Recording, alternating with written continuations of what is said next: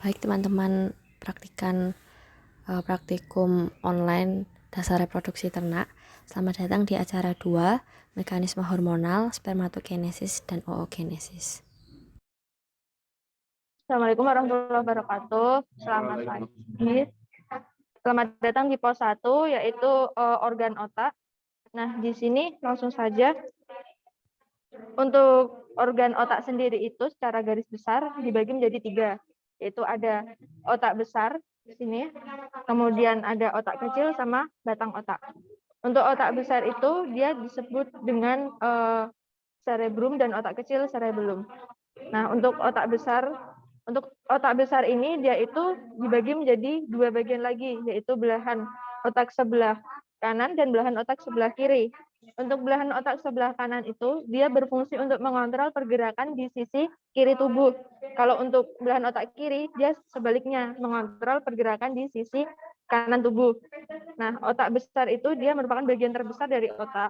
Nah, dia itu terdiri dari 2 bagian tadi, belahan otak kanan sama otak kiri, yang dihubungkan dengan sekumpulan serabut besar yang disebut dengan corpus callosum. Nah, di otak besar itu dia mengandung sel-sel saraf berselubung atau yang disebut dengan mielin, yang fungsinya itu untuk menyampaikan informasi antara otak dan saraf tulang belakang. Yang berikutnya yaitu ada otak kecil atau cerebellum. Untuk otak kecil ini dia letaknya di bawah atau di belakang dari si otak besar. Otak kecil ini dia fungsinya untuk mengendalikan pergerakan tubuh, kemudian untuk menjaga keseimbangan dari tubuh, dan juga untuk mengatur posisi dan koordinasi dari gerakan tubuh. Untuk otak kecil sendiri itu dia dibagi menjadi 2 bagian, yaitu ada bagian anterior sama posterior. Nah, bagian anterior sama posterior ini dia dipisahkan dengan yang namanya visura dan terdapat vermis. Terdapat vermis ini di sepanjang garis tengah yang memisahkan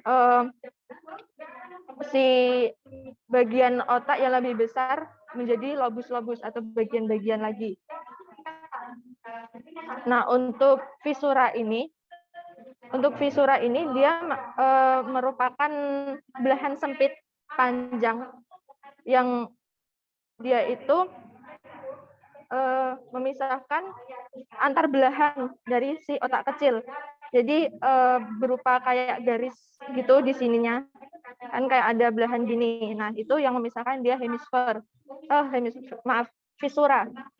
Nah, untuk yang vermis sendiri itu dia terletak di bawah pusat otak kecil. Jadi di bagian sini kurang lebihnya. Untuk yang berikutnya yaitu ada batang otak. Nah, batang otak ini dia merupakan seikat jaringan syaraf di dasar otak. Fungsi dari si batang otak ini dia itu sebagai sistem informasi yang menghubungkan antara otak besar dan saraf tulang belakang. Jadi dia nanti ke saraf tulang belakang. Selain itu juga untuk mengirim pesan antar otak dengan bagian-bagian tubuh. Itu.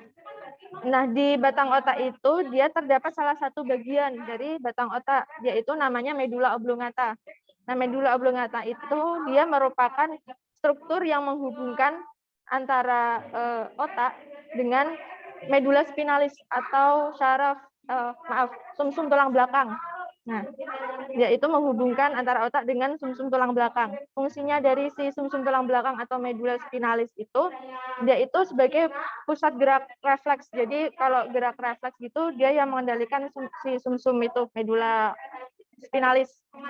Selain itu juga dia berfungsi untuk membawa sinyal atau informasi antara otak dengan otot atau otak dengan gerak si bagian tubuh lainnya, organ tubuh tertentu seperti itu. Nah, sekian dari otak. Ada yang mau ditanyakan bagian-bagiannya atau apa? Yang mau ditanyakan? Sudah ya. Baik teman-teman, langsung aja kita di pos mekanisme hormonal ternak jantan. Ada yang udah pernah lihat ini? Belum ya?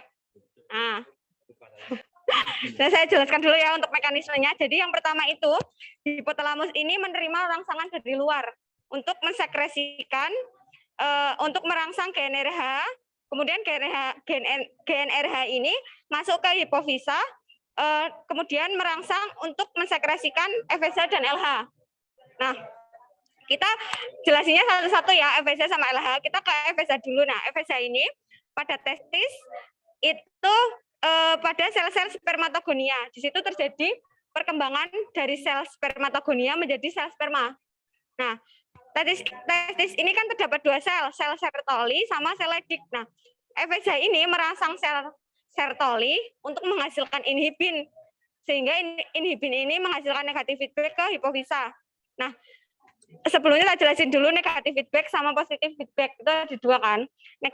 Kalau ada negatif feedback itu intinya untuk menghambat produksi hormon lainnya.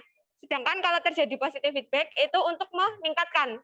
Jadi di sini kan inhibin negatif feedback ke hipofisa, jadi dihambat atau ditingkatkan?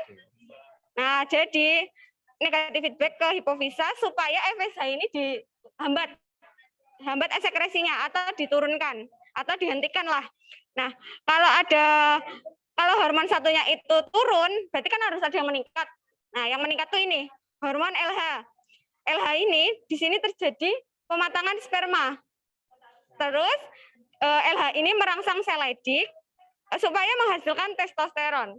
Nah, testosteron ini kalau banyak, dia akan negatif feedback ke hipotalamus maupun ke hipofisa supaya LH-nya itu diturunkan dan FSH-nya dinaikkan gitu. Jadi mekanismenya tuh gantian. Kalau FSH-nya banyak, LH-nya turun. LH-nya banyak, FSH-nya turun. Paham? Apa ada yang belum paham? Untuk sel Sertoli tadi yang mengeluarkan inhibin itu kondisinya pada saat apa? Atau spermatogonia juga? Oh, jadi gini. Di FSH ini kan di sini kan sebelum terjadi sel-sel toli itu kan spermatogonia masih. Nah, di sini tuh terjadi perkembangannya. Perkembangan spermatogonia menjadi sel sperma. Kemudian sel Sertoli ini ya di sini tuh udah berkembang. Jadi udah jadi sperma. Mau ke sini tuh udah jadi sperma, cuman belum matang. Nah, matangnya itu di LH ini, proses LH gitu. Paham ya?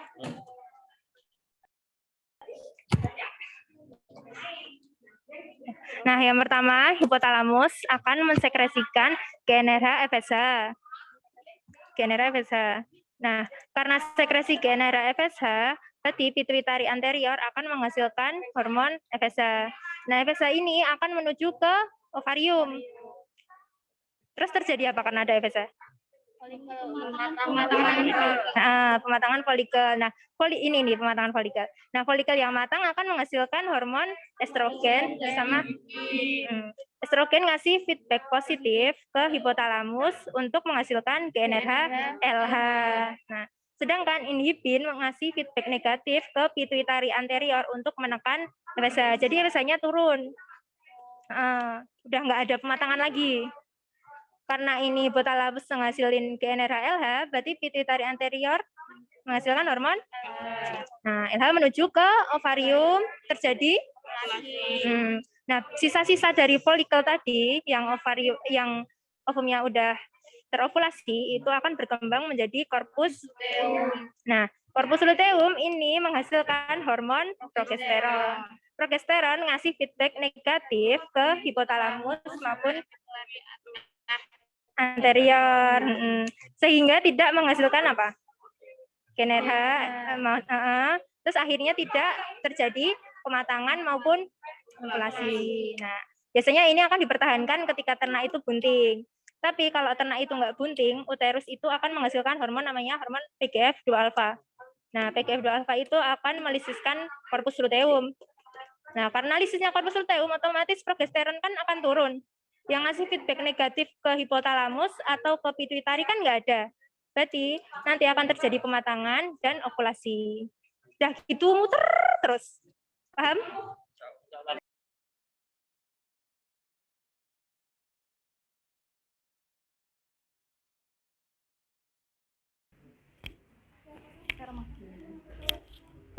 Baik, di sini saya akan menyampaikan materi mengenai spermatogenesis. Nah, Jadi spermatogenesis itu merupakan proses pembentukan sperma mulai dari spermagonium hingga menjadi spermatozoa. Nah, melalui dua tahap yaitu tahap mitosis dan meiosis.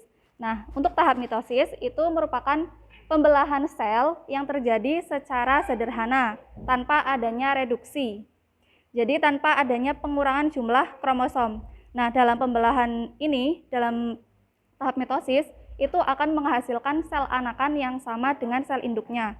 Kemudian untuk meiosis, tahap meiosis itu merupakan pembelahan sel yang melalui reduksi atau perubahan dari diploid 2N menjadi haploid N. Nah, pembelahan ini itu hanya terjadi di organ kelamin yang menghasilkan sel gamet untuk menghasilkan sel anakan dengan susunan kromosom itu setengah dari sel induknya. Kemudian untuk fasenya itu ada fase spermatositogenesis dan spermiogenesis. Nah, untuk fase spermatositogenesis itu merupakan fase pertumbuhan jaringan dengan pembelahan mitosis dan meiosis. Nah, untuk yang spermiogenesis itu fase metamorfosis spermatid menjadi spermatozoa. Tuh. Nah, dari sini kita bisa lihat. Ini kan ada spermatogonium ya. Spermatogonium ini merupakan inti atau sel induk. Kemudian membelah menjadi mitosis melalui mitosis ini.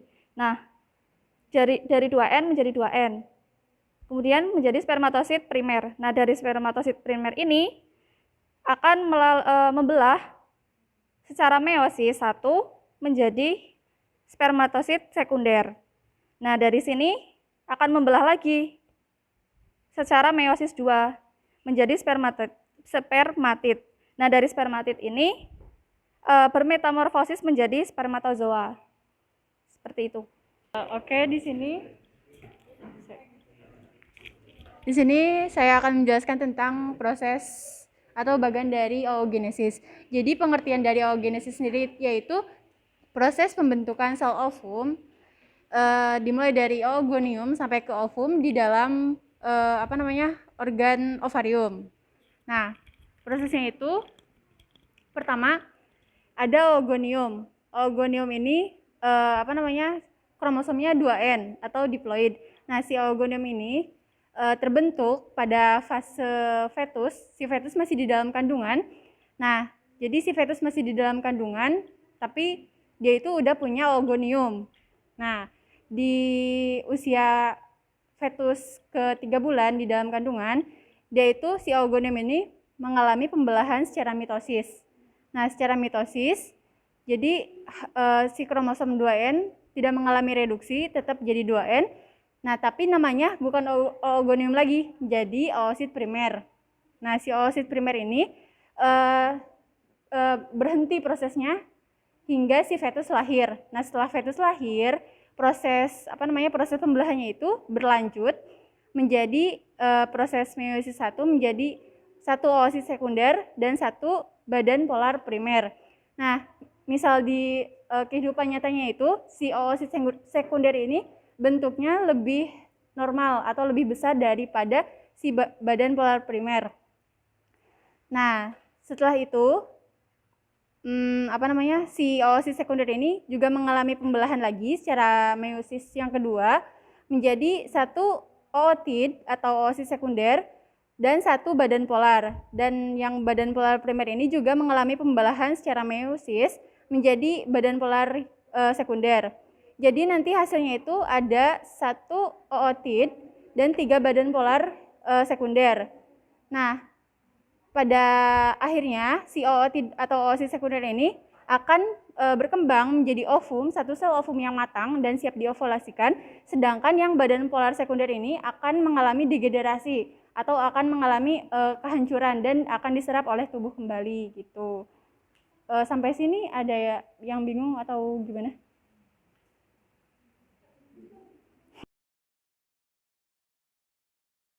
Spermatogenesis. Sperma berkembang di tubulus seminiferus yang berada di testis. Sel sperma primordial yang disebut spermatogonia hidup tidak aktif di kompartemen luar tubulus dari akhir masa janin hingga pubertas.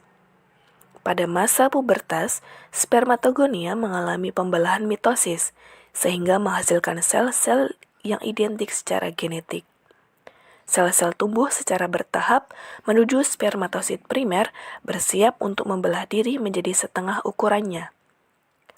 Masing-masing spermatosit primer ini mengalami pembelahan meiosis pertama yang membentuk dua sel haploid yang lebih kecil yang dikenal sebagai spermatosit sekunder. Spermatosit sekunder inilah sekali lagi membelah diri menghasilkan 4 sel haploid yang disebut spermatid yang mengandung setengah kromosom dari genetik jantan. Melalui proses yang dikenal sebagai metamorfosis, spermatid berubah menjadi bentuk sel sperma dewasa. Inti spermatid memadatkan akrosom muncul dan ekor mulai tumbuh. Banyak sitoplasma yang terlepas saat sel sperma melepaskan diri dari lapisan sel Sertoli tubulus ke dalam lumina. Sel sperma kemudian disimpan di epididymis tempat sperma matang secara fungsional. Oogenesis. Produksi ovum berada di organ reproduksi betina, yaitu di ovarium, yang disebut oogenesis.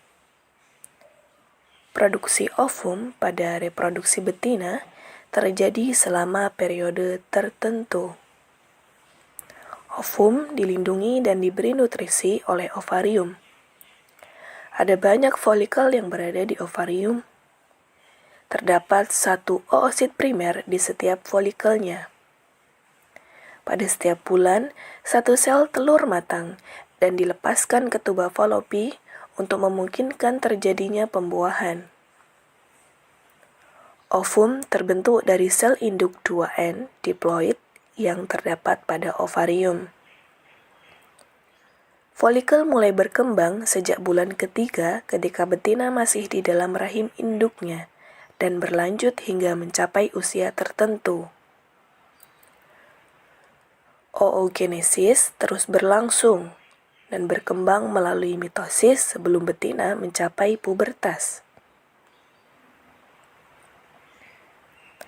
Oogonium tumbuh dan berkembang untuk dapat melalui tahap meiosis.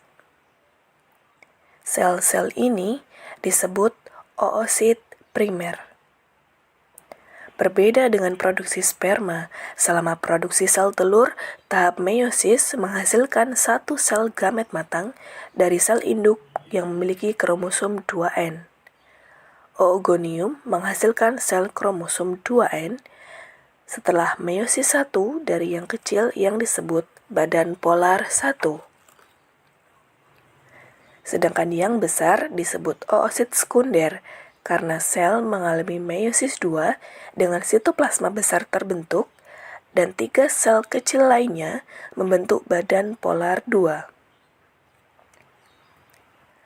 Sel kutub atau badan polar yang diproduksi selama pembelahan akan menghilang dengan terlarut pada tubuh.